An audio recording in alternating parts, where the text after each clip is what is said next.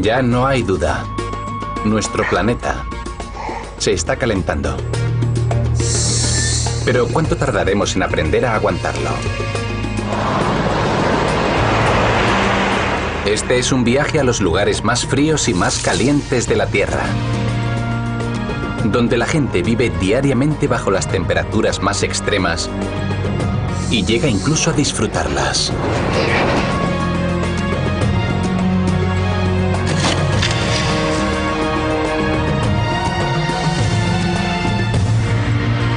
Temperaturas extremas. Los desiertos de hielo y de arena se asemejan en su extraordinaria belleza y en su inhospitabilidad. Desafiando al cambio climático, hay zonas del mundo en las que la ola de calor mundial resulta inimaginable.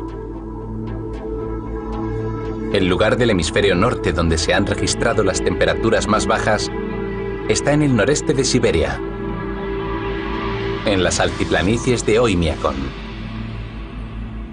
El pueblo de Oymyakon es el lugar habitado por humanos más frío del planeta. Desde el centro de Europa se tardan 3 días en llegar hasta aquí.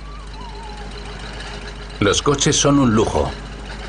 Entre septiembre y abril, y debido al frío, sus propietarios deben mantener el motor en marcha las 24 horas del día. El que lo apague ya se puede despedir de él.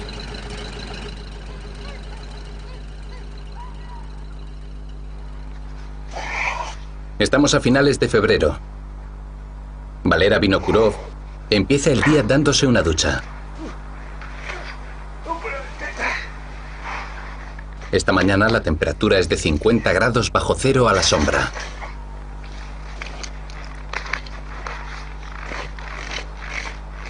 La colada no se seca, sino que se desinfecta. Poner ropa húmeda a secar supone estar dispuesto a que se rompa cuando intentemos descolgarla.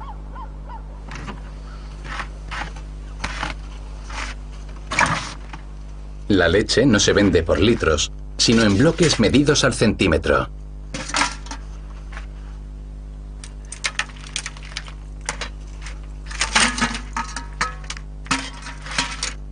Valera se corta un pedazo para el desayuno.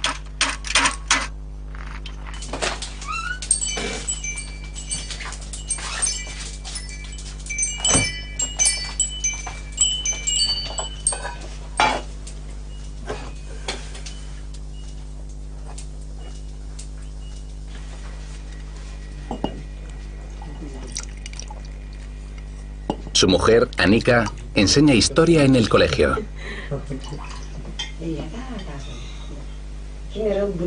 Valera nació aquí, pero Anika viene de la capital regional, Irkutsk, donde suele hacer mucho más calor a estas alturas del año.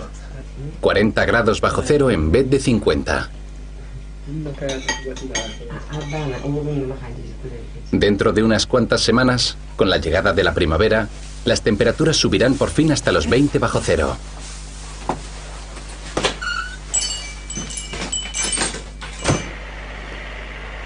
Además de ser granjero, Valera es el encargado de la estación meteorológica. Su trabajo consiste en medir la temperatura del aire y el grosor de la capa de hielo que cubre el río. Luego envía sus mediciones a Irkutsk. La cámara de visión térmica asigna colores distintos dependiendo de la temperatura de cada zona. El rojo significa calor, el azul frío.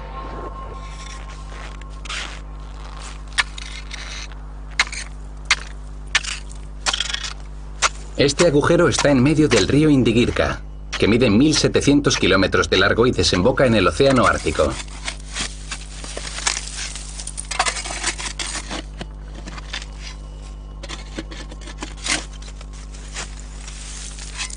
La capa de hielo puede llegar a tener un grosor de 6 metros. Hoy está a 3.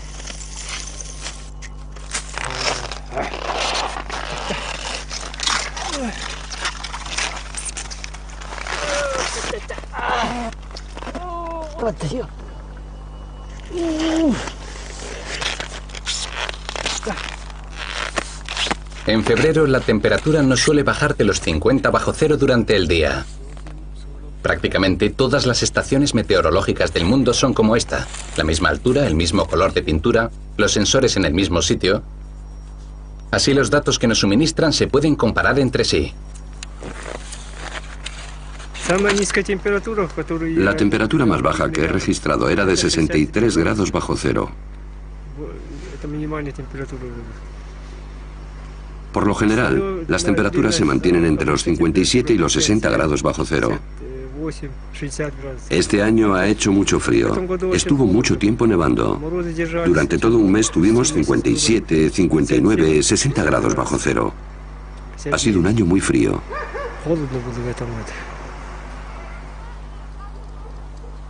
Son las 8 de la mañana. Hoy los niños no han tenido suerte. Las reglas del colegio estipulan que solo se deben cancelar las clases si la temperatura se encuentra por debajo de los 52 bajo cero. Hoy no ha descendido tanto.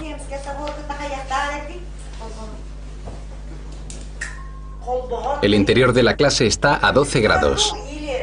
Los estudiantes pueden llevar chaquetas, pero no se permiten ni guantes ni gorros. Tanto ellos como Anika, la profesora, están acostumbrados. Los humanos nos aclimatamos al frío con mucha facilidad. A mí no me solía gustar nada, pero por lo visto me he acostumbrado. Ahora, cada vez que vuelvo a la ciudad, me entra mucho calor. Ya no me gustan los veranos calurosos. Claro que aquí también hace calor en verano, pero yo ya no puedo imaginar una vida sin frío, aunque sin pasarse.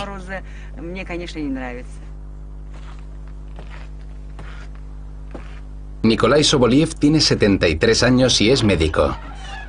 El hospital profesional más cercano está en Usnera, a 12 horas en coche.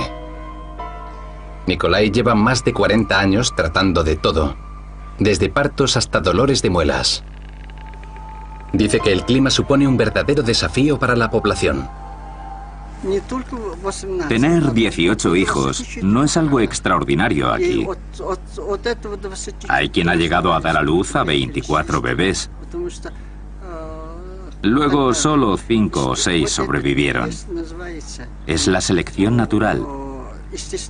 Solo sobreviven los más sanos y fuertes para reproducirse a su vez.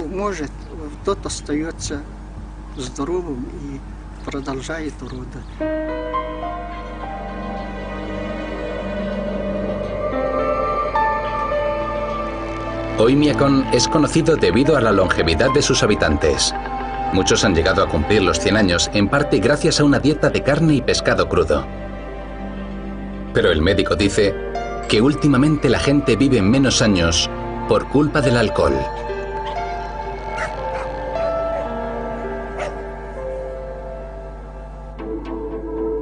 Al oeste, a miles de kilómetros, queda la réplica norteamericana al pueblo ruso.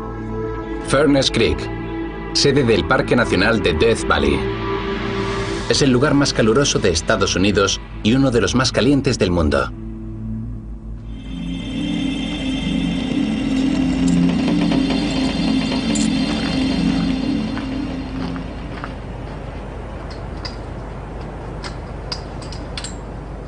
El guardabosques Charlie Callaghan desempeña aquí la misma función que Valera Vinokurov en Oymyakon. Cada día mide la temperatura del aire.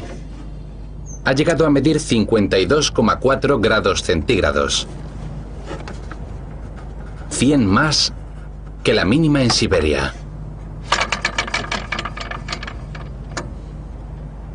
Charlie también mide la tasa de evaporación.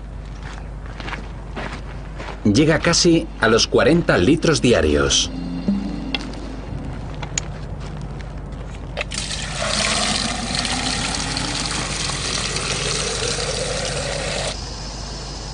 En los días más calurosos, tiene que rellenar este bidón hasta 6 veces.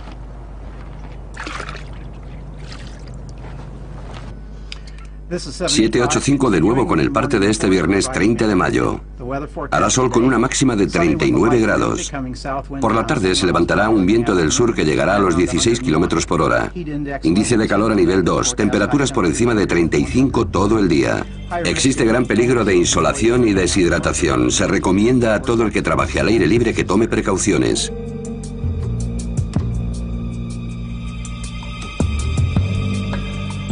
En 1913 se registraron 56,7 grados centígrados en esta zona. Y últimamente las temperaturas también han estado muy altas. 54 en 1998 y 52 en 2002.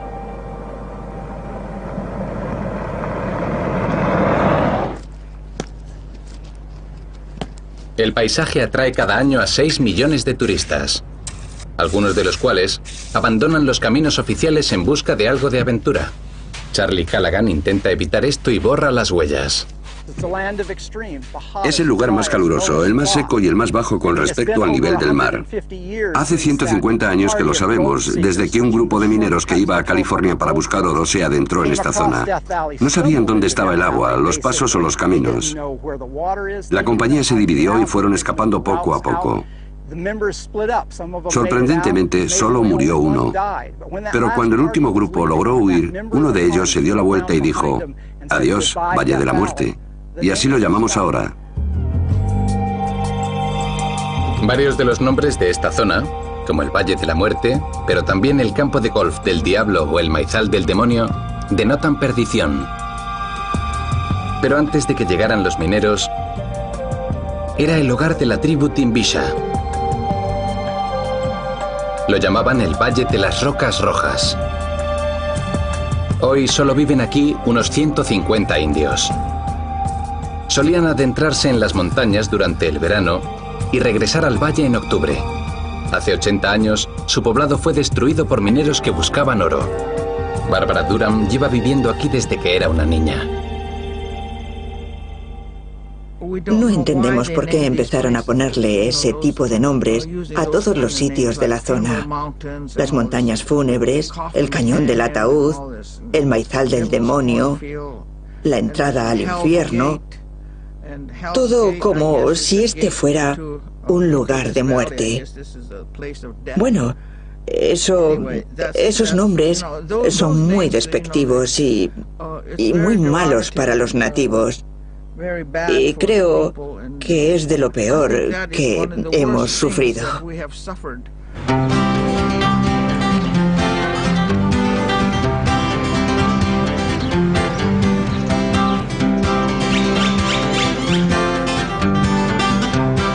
A 1 kilómetro del poblado Timbisha hay un campo de golf bien irrigado, con piscina, parque para los niños, 2 restaurantes, tienda y bar.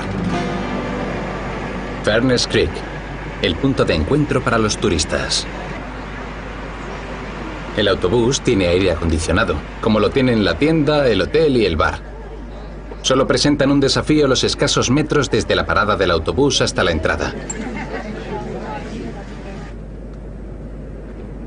Desde Furnace Creek, los autobuses llevan a los turistas cómodamente hasta aquellos sitios cuyos nombres denotan tragedia, peligro y muerte.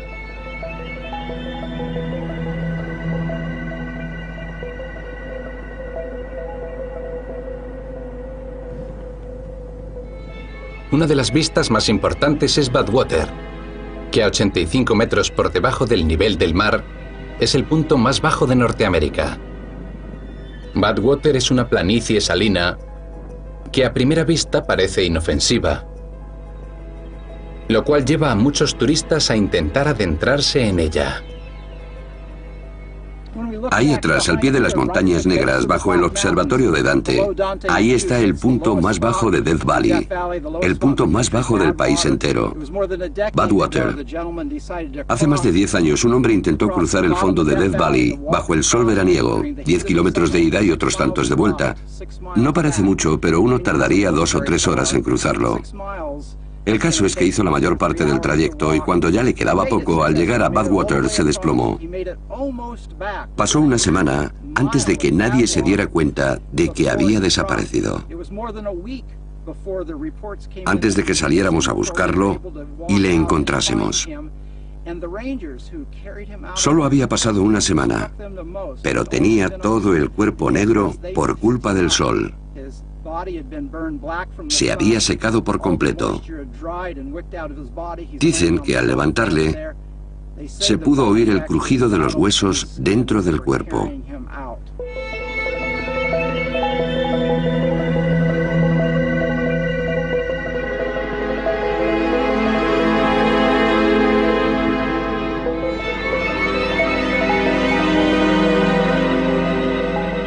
El calor y el peligro no preocupaban a los mineros que llegaron hace 150 años en busca de oro. Solo les interesaba tener suerte y enriquecerse rápidamente. A ninguno se le habría pasado por la cabeza quedarse a vivir aquí.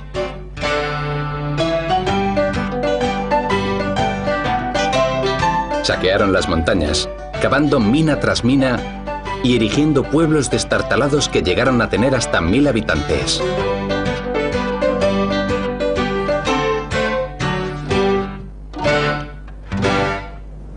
Hoy solo quedan las tumbas de los que perecieron en el intento y las ruinas de los pueblos.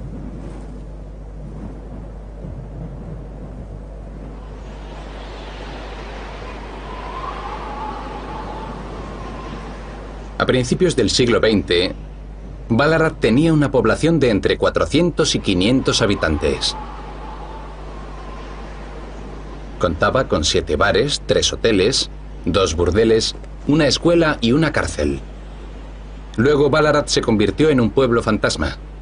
Hoy en día solo quedan 2 hombres. Ante ellos, el único monumento famoso: los restos del coche que usó el asesino Charles Manson antes de ser detenido en 1969. George y Rocky Novak son padre e hijo. Llevan 30 años viviendo aquí. George fue buscador de oro y Rocky es el alcalde. Así que quieres que te describa cómo es mi vida. No, papá, lo hago yo, ¿eh? Bueno, vivir aquí... Bueno, es que quiere que hable yo, no tú. Que no, papá, que no. No ven a nadie en todo el año, aparte de algunos turistas despistados durante los meses de invierno. Nadie se acostumbra a este calor. He oído a la gente decir, sí, yo ya estoy acostumbrado. Hace 50 grados, pero me da igual. Si llevo toda la vida viviendo en el desierto. Dicen eso y resulta que curran en una oficina con aire acondicionado. Nadie se acostumbra a 50 grados, de verdad. George recuerda perfectamente el día más caluroso que ha vivido aquí. Fue a principios de los años 40. Estábamos un par de chavales subidos a un andamio, acabando una pared de cemento, y el sol estaba dando justo en la pared. Así que empezamos a acalorarnos mucho. Y eso que lo que estábamos haciendo ya era difícil de por sí. Frotar y frotar el cemento sobre la pared para que luego pudieran pintarla. Así que estábamos 10 minutos y nos deshidratábamos y se nos ponía roja la cara. Y bajábamos corriendo al barril y bebíamos como 4 litros de agua. Enseguida el sudor empezaba a salir y nuestra ropa quedaba empapada. Y volvíamos a trabajar 10 minutos y luego a volver a bajar a por agua. Creo que aquel día éramos solo 3 o 4 y tuvieron que rellenar el barril 3 veces, un barril de 200 litros. Para que veas cuánto tuvimos que beber ese día.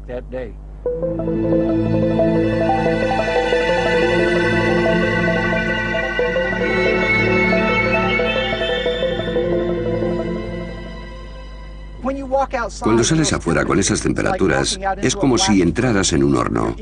Te arden las orejas, las cejas. La palanca de cambios del coche no se puede ni tocar. Solo quieres volverte para disfrutar del aire acondicionado, pero no. Tienes que salir y medir la temperatura. Un día fueron 53. Queríamos que llegara a 55, pero no pudo ser. Death Valley es impresionante, pero no tiene el récord mundial de calor. 58 grados a la sombra, registrado en Libia en 1922. El lugar más caluroso del mundo Se llama Al Acicilla. Está a 40 kilómetros de Trípoli y del Mediterráneo y se considera el portal de entrada al Sáhara. No se parece mucho al horno de Death Valley. Y aunque las temperaturas suelen superar los 40 grados, el récord de 1922 no se ha vuelto a alcanzar. Aquí la vida comienza temprano, sobre todo en días de mercado.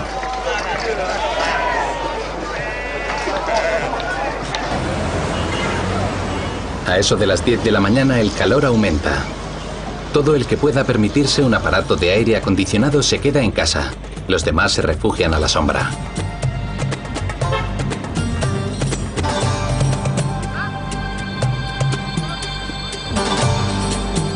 El calor alcanza su punto álgido entre las 11 y las 4 de la tarde.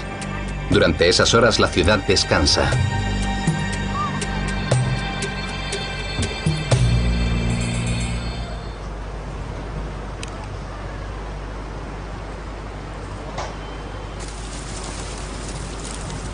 La vida solo vuelve a las calles por la tarde y dura hasta avanzada la noche.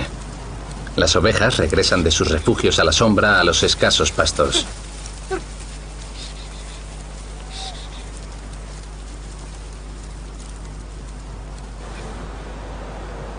El colmenar pertenece a la ciudad. No es fácil ser apicultor a 40 grados.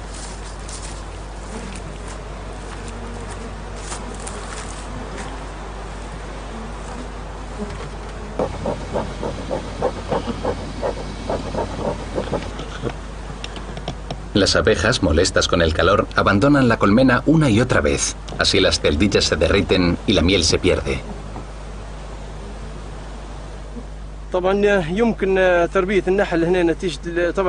A pesar de las altas temperaturas de Al Acicilla, es posible ser apicultor con tal de que se tomen unas cuantas precauciones.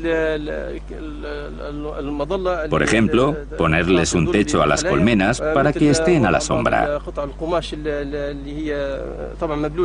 O frotarlas con toallas mojadas, sobre todo al mediodía.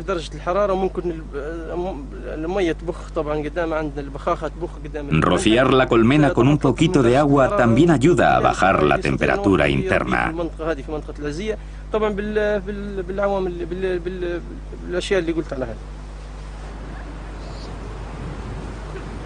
Además de cuidar de las abejas, Mohamed Latif se encarga de la estación meteorológica local.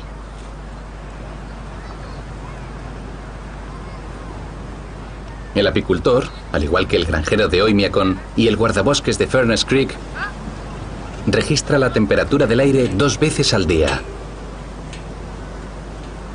La estación meteorológica de Al Acicilla se parece a aquellas de Siberia y Estados Unidos.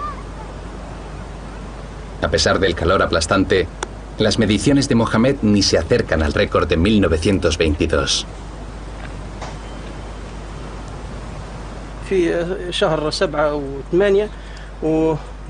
Aquí los meses más calurosos son julio y agosto. El 13 de julio de 2007 registré 48,8 grados centígrados. Fue la temperatura más alta de los 2 últimos años. En el Centro Meteorológico Nacional de Trípoli se llevan registrando y almacenando datos meteorológicos desde hace un siglo. Aquí está la medición legendaria de 1922, la temperatura más alta jamás registrada en nuestro planeta.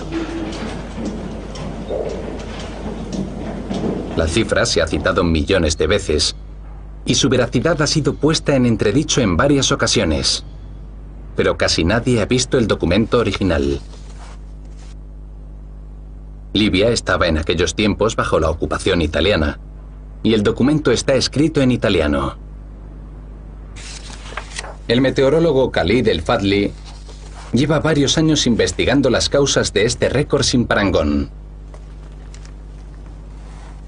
Aquí está, en blanco y negro, escrito a mano. 58 grados centígrados. La estación meteorológica formaba parte de un cuartel italiano que hoy se encuentra en ruinas. Cuando un soldado hizo la medición, el meteorólogo no se lo pudo creer.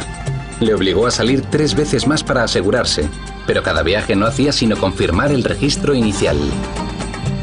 Así que la única fuente de error posible es el termómetro que usaron. Existen 2 causas posibles para esa medición. La primera es que pudo haber algún defecto en la manera de registrarla. La segunda es que haya alguna razón científica relacionada con la actividad de las manchas solares en esos momentos. Estas se intensificaron mucho durante aquellos meses, sobre todo el 12 o el 13 de septiembre. Creo que llegó a haber más de 10 manchas solares y que esto ayudó a que la temperatura aumentara. Alacicilla lleva copando la lista de lugares más calurosos del mundo desde hace casi 90 años. Pero ahora un equipo de investigadores norteamericanos lo está poniendo en entredicho con la ayuda de un satélite. No cuestionan solamente los legendarios 58 grados, sino todos los demás récords de temperatura. En la Universidad de Montana se han colocado nuevos cimientos para la búsqueda de los lugares más fríos y más calurosos de la Tierra. David Mills Drexler realizó algunos hallazgos sorprendentes a base de analizar ciertas zonas de la superficie terrestre a lo largo de 4 años. Mills Drexler no mide la temperatura del aire, sino la temperatura del suelo, rompiendo así con la metodología tradicional. Ahora que tenemos mediciones fiables realizadas por satélite, podemos observar la Tierra entera de forma constante y ver dónde están las zonas más calurosas. Las búsquedas realizadas hasta ahora han venido determinadas por el factor social. Y resulta que ni Death Valley ni Alacicilla parecen ser el lugar más caluroso del mundo. Nosotros lo hemos localizado en Australia, en la provincia de Queensland, en el 2003. Y luego 3 años seguidos en el desierto de Lut, de Irán, que en lo que a mí concierne es el lugar más caluroso de la Tierra. El Dasht de Lut es un gigantesco desierto situado al sur de las zonas montañosas centrales iraníes. Si bien a veces hay hielo en noches de invierno, la arena arde en verano. La temperatura del aire asciende a más de 50 grados centígrados. El récord de temperatura del suelo registrado por satélite es de 70,7 grados. Como punto de comparación, los desiertos del Sáhara y del Gobi solo alcanzan los 60. En esta zona existen poblados humanos únicamente en las franjas limítrofes.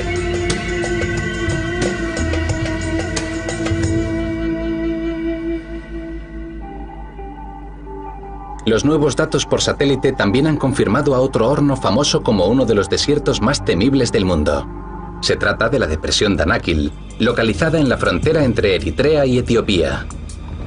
Es una tierra baldía y volcánica a 150 metros por debajo del nivel del mar. Y aunque no posee ningún récord de calor, sí posee el promedio de temperatura anual más alto, 34,6 grados.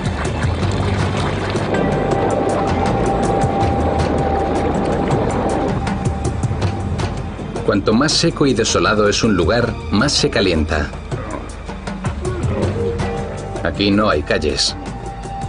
El único modo de transporte son las caravanas de sal. El paso por la depresión de Danakil es peligroso no solo por culpa de las altas temperaturas, sino porque sus habitantes, los Afar, son impredecibles y violentos. Los Afar han vivido siempre de la explotación de las minas salinas de la zona. Luego venden la sal en Etiopía.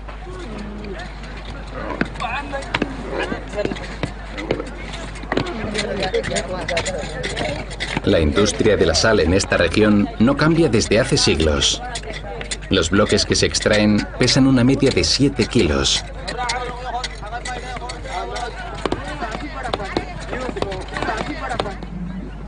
Varios cientos de kilómetros cuadrados están cubiertos de sal. A veces pasan años enteros sin que caiga una gota de lluvia. Un camello puede portar 20 bloques de sal. La temperatura es de 40 grados a la sombra al comenzar el viaje.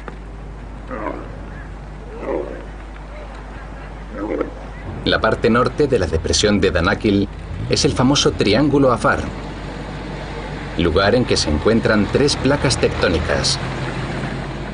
Es una zona volcánica muy activa que cada vez atrae a más vulcanólogos y aventureros occidentales.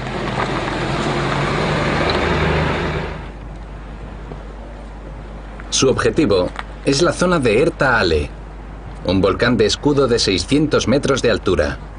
Es uno de los únicos 4 volcanes en todo el mundo que tienen un lago de lava activo en su cráter. Lo que atrae aquí a los curiosos, a pesar del peligro, es un paisaje inhóspito pero de incomparable belleza, que ofrece un vistazo al interior de la Tierra.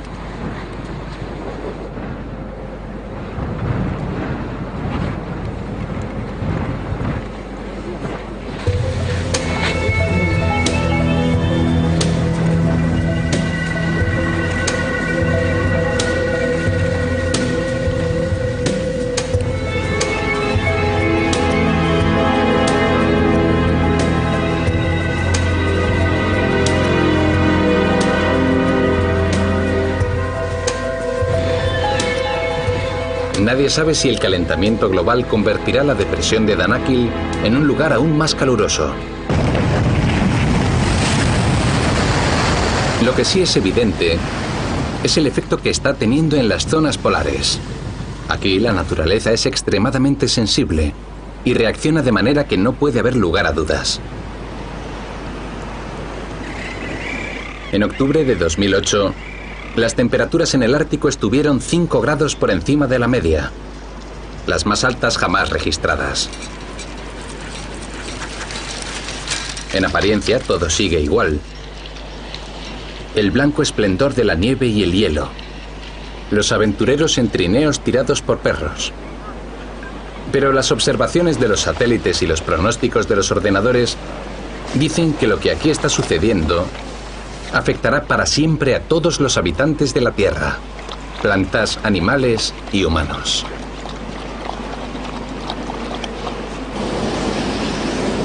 Aunque algunas zonas del Ártico parecen desafiar el cambio climático con insólitas heladas, en general resulta evidente que los icebergs se están derritiendo a una velocidad mucho mayor de lo que nos podíamos temer. El permafrost se está deshaciendo. La cubierta de hielo desaparece y el nivel del mar aumenta. Se trata de una tendencia que comenzó hace más de 40 años y que no deja de acelerarse. Las regiones polares están perdiendo poco a poco sus características más importantes: el hielo, el frío, la temible dureza.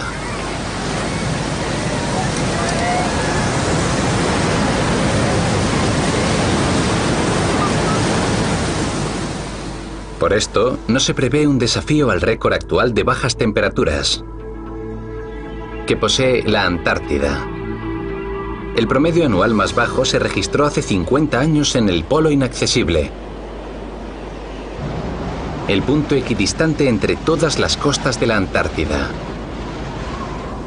En diciembre de 1957, un grupo de investigadores soviéticos construyó aquí un refugio en el que a lo largo de un año registraron un promedio de 57,8 grados bajo cero, una cifra que no ha sido superada.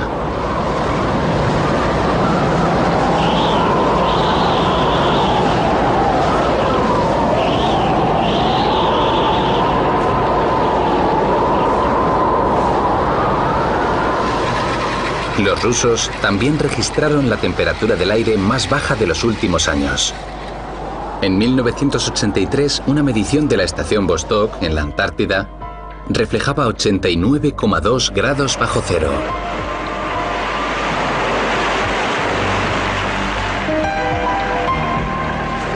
Sin embargo, el hielo se está derritiendo a gran velocidad, por lo menos en la parte occidental del continente. La cuestión de si esto tiene que ver con el cambio climático no está todavía tan esclarecida como en el Polo Norte.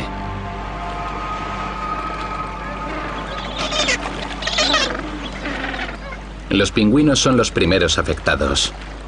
Los bancos de hielo se derriten bajo sus pies y el suelo firme que necesitan para criar a sus pequeños desaparece.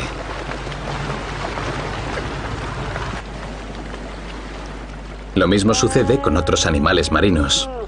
El aumento de la temperatura del mar en ciertas zonas, unido al exceso de pesca en la Antártida, agota las reservas de comida de estas especies. En la Antártida, el frío es cuestión de vida o muerte. Pero en Siberia es cuestión de buena fama. En lo que se refiere al frío, el problema es que las temperaturas mínimas que observamos a lo largo del año son más engañosas que las temperaturas máximas, porque hay que tener en cuenta el efecto de las nubes. Así que decidimos centrarnos en una región, Siberia, donde hay varios pueblos que compiten por ver cuál es el más frío del mundo. La alta presión de esta zona la mantiene elevada durante el invierno y facilita la observación. ¿Logrará Oymyakon retener el título de pueblo más frío del mundo? Aquí la cuestión de quién registró qué lleva ocasionando debates desde hace un siglo.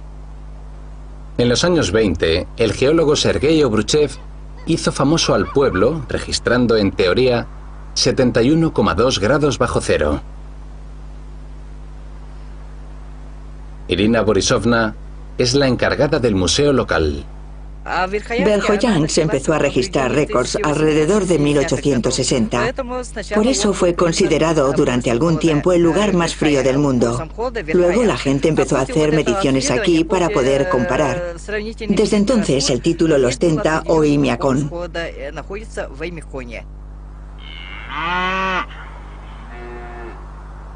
¿Pero sirven los datos aportados por el satélite norteamericano para reavivar la vieja disputa entre ambos pueblos?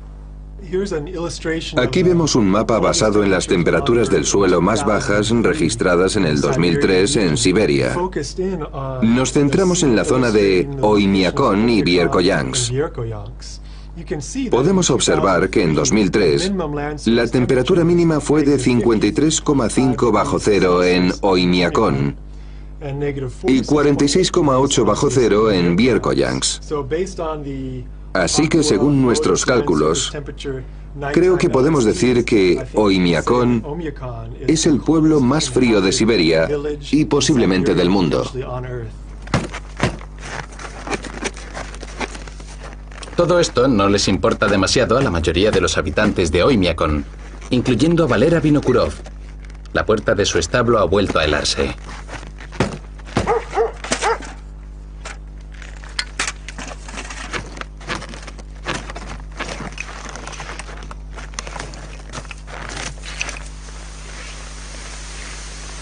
Durante los largos meses de invierno, las vacas están protegidas del frío en establos bajo tierra.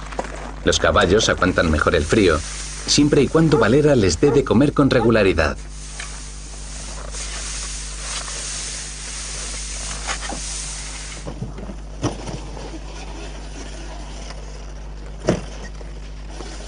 Oymyakon está aislada del resto del mundo durante la mayor parte del año. Sus habitantes deben ser autosuficientes. Tienen que producir su propio pan, su propia leche y demás necesidades del día a día. Todo lo demás llega en camión cada 3 meses. El pan fresco debe ser llevado a un lugar tibio enseguida. Si no, se vuelve tan duro que podría servir de martillo. La tienda del pueblo vende de todo, desde naranjas hasta cortinas. Los clientes se quejan del precio, pero no tienen otra alternativa.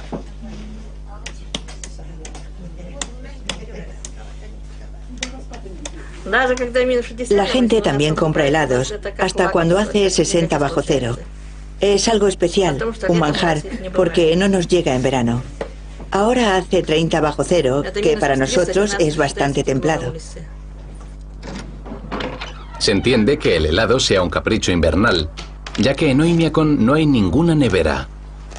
Eso a pesar de que en el verano se puede llegar a los 35 grados sobre cero.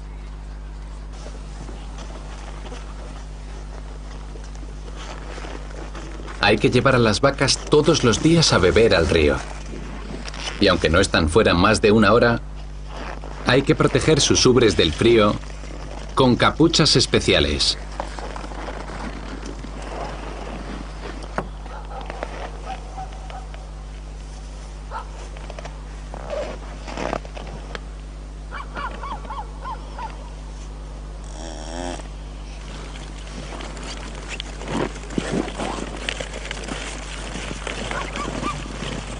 Hay un sitio en el que, debido a unas aguas termales, el hielo no es muy denso y se puede acceder al río hasta en invierno.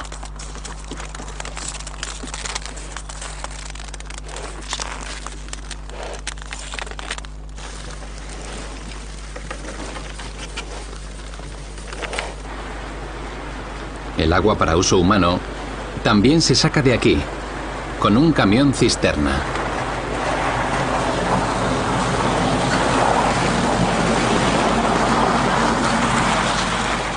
A pesar de que todo a su alrededor es hielo, nieve y un gran río, el agua es uno de los recursos más preciosos de Oymyakon.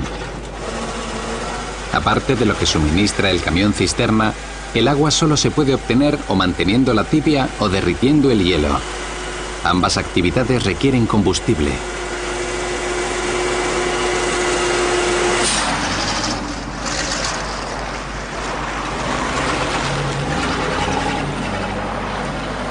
Si una casa necesita agua fresca, se coloca afuera una bandera roja y el camión cisterna se detiene en su recorrido para proveerla.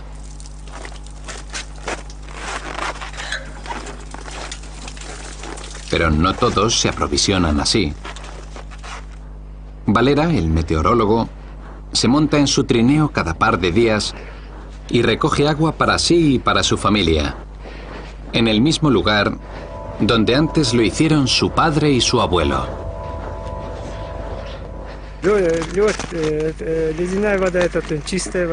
El agua helada está limpia. Es deliciosa. Me encanta. Uno puede beberla tranquilo. No está contaminada. Es buena para la salud. A mi padre le solía encantar esta agua y nos enseñó a beberla y a usarla. Es algo que nos viene de nuestros antepasados. Yo lo disfruto, tanto extraer el agua helada como beberla. Los bloques helados que Valera extrae del río le sirven para 3 días de vida doméstica.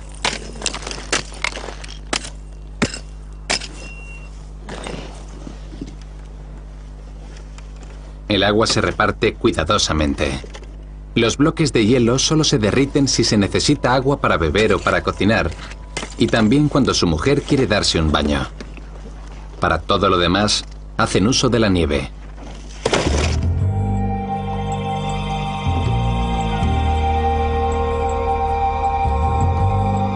Esta es una de las pocas cosas que tienen en común Oymyakon y Death Valley. El agua escasea y la vida depende de su disponibilidad. En los bordes de Death Valley, el precioso tesoro fluye en un puñado de sitios. Y lo que es aún más sorprendente, hay hasta peces. Logran vivir con el mínimo de agua en temperaturas que para la mayoría de seres acuáticos serían insoportables. Una de estas especies de pez cachorrito se ha hecho famosa. El cachorrito del agujero del demonio. Su único hábitat es el agujero del demonio, al este de Death Valley. En los años 70, el Tribunal Supremo estableció que era más importante proteger a este animal que canalizar el agua para uso en los cultivos. Una decisión histórica para el movimiento ecologista, ya que estimaba que la supervivencia de una especie animal era más importante que los intereses comerciales de los humanos. El agujero del demonio es un estanque dentro de una caverna de piedra caliza. En este tipo de lugares, según el biólogo Mike Bauer, La relación entre el hombre y la naturaleza es aún más delicada de lo normal.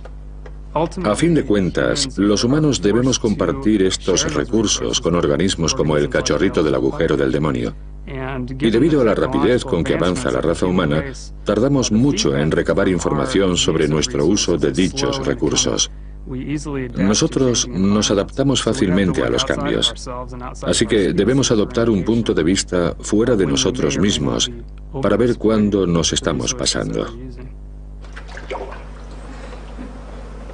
El hábitat de este pez único en el mundo es de unos 20 metros cuadrados y la temperatura del agua se mantiene constantemente a 32 grados. En cuanto cae la noche, los investigadores intentan contar el número de peces jóvenes. Solo se puede encender la luz durante unos instantes o los cachorritos se comerán a su propia prole. Hubo un tiempo en que solo quedaban 40 peces adultos. Luego el número volvió a subir hasta los 100, aunque siguen siendo demasiados pocos para garantizar su supervivencia.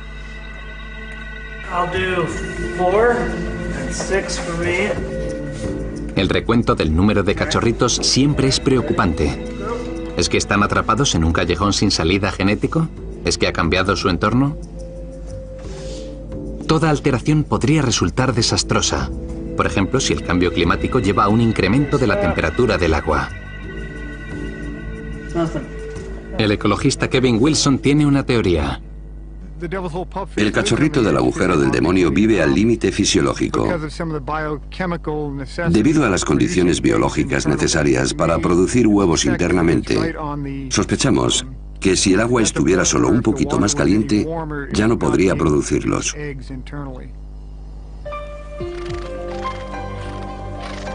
Los ponis son en Siberia lo que los peces del desierto en Norteamérica. Animales capaces de una resistencia casi inimaginable. Estos caballos salvajes escarban en la nieve para encontrar comida. Las vacas se morirían de frío en una sola noche. Los ponis son el orgullo de los yakuts, de los que solo quedan unos 400.000 hoy en día y que están en la lista de pueblos en riesgo de desaparición. Los yakuts han alcanzado una relación simbiótica con el frío y con sus caballos.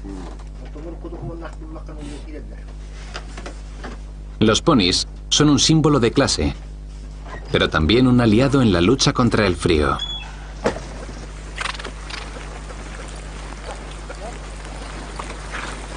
Tienen una piel muy dura, densas crines, grandes pezuñas y patas cortas.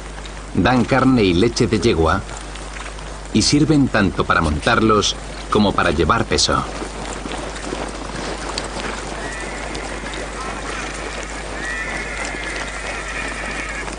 Очень тяжело их обучать. Они все равно как дикие.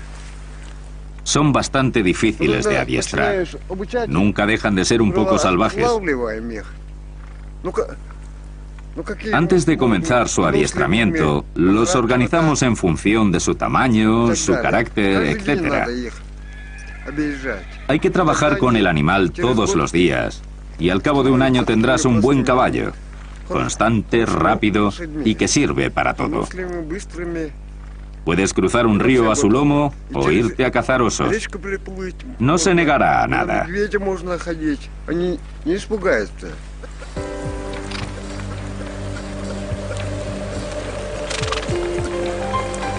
Los ponis de los yakuts parecen compartir algo con aquellos humanos que han decidido vivir en lugares extremadamente fríos o calientes. No se echan atrás con facilidad. En Oymyakon, el frío llega a formar parte de la identidad de sus habitantes. Para todo ser humano, su hogar es algo sagrado. Yo nací aquí, llevo toda la vida viviendo en Oymyakon y me siento orgullosa de decir que vivo en uno de los lugares más fríos del mundo.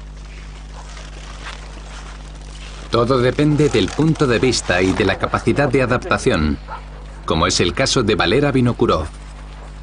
Ahora hace 40 grados bajo cero y yo estoy aquí, tranquilo, sin guantes, y no me muero de frío. Para nosotros no hace frío. Yo me bebo mi té y estoy muy cómodo.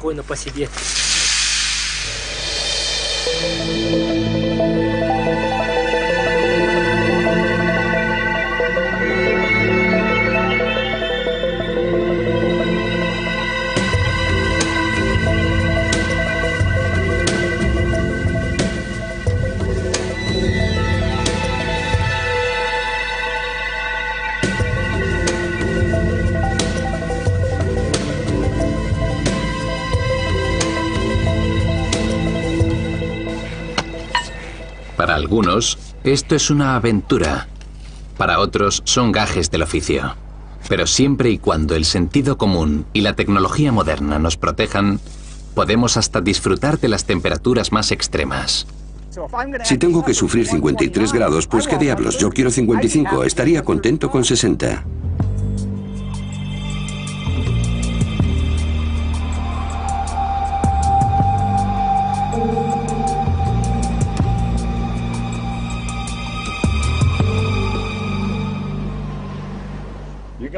Tienes que ser muy duro. Esto no lo es todo. Tiene que interesarte la vida. Si no te interesa lo que estás haciendo, ni se te ocurra venirte al desierto.